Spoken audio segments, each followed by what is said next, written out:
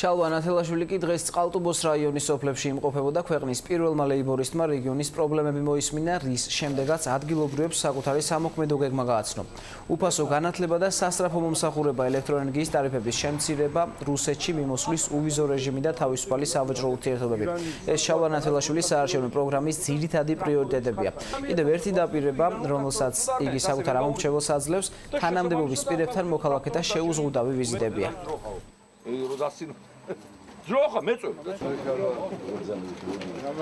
თავარი პრობლემა არის სოფელი, გაღატაკებული მოსახლეობა, ჩაწოლილი პროდუქცია, გაუსაღებელი სოფლის მოსავალი და გამოსავალი ერთადერთი არის რუსული ბაზრის დაბრუნება. იმ ჩვენი სეგმენტის უკან წამოღება, რომელიც დავკარგეთ ჩვენი გაუაზრებელი პოლიტიკის წყალობით.